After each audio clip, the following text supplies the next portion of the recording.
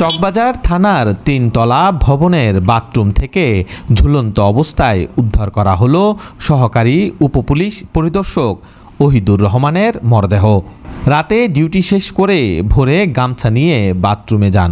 দীর্ঘক্ষণ বাথরুম থেকে বের না হওয়ায় পুলিশ সদস্যরা বাথরুমের দরজা ভাঙতে দেখা যায় ঝুলছে তার নিথর দেহ। চট্টগ্রাম মেডিকেল কলেজ হাসপাতালে নিয়ে গেলে চিকিৎসক তাকে মৃত ঘোষণা করেন। তবে কী কারণে এটি আত্মহত্যা না অন্য কোনো বিষয়, সেই বিষয়ে কিছু জানাতে পারেনি পুলিশ। হাসপাতালে থানার ওসি নিহত পুলিশ সদস্যের মৃত্যুর বিষয়ে সাংবাদিকদের কিছু না বলে এড়িয়ে যান। পরে ফোনে কথা বলেন সিএমপির সহকারী পুলিশ কমিশনার জনসংযোগ। সে রাত্রে ডিউটি করছে, না ডিউটি করে এসে সকালবেলা বেড়াইতে আসছে, ওই 8:30টার দিকে জানতে পারছে বাথরুমে সে গলায় ফাঁস লাগে আত্মহত্যা।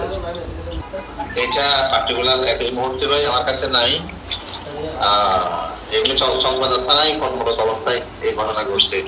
কর্তব্যরত চিকিৎসক জানান ডান পাশে গলায় ঝুলন্ত অবস্থার দাগ রয়েছে। ময়নাতদন্ত শেষে পুরো বিষয়টি জানা যাবে বলে জানান তিনি। আমরা পেয়েছি মৃত অবস্থায়, ডান পাশে আপনার হ্যাঙ্গিং মার্ক ছিল। এখন এটা কি আপনার হত্যা নাকি আত্মহত্যা সেটা তো বুঝতে গেলে পোস্টমর্টেম করতে হয়।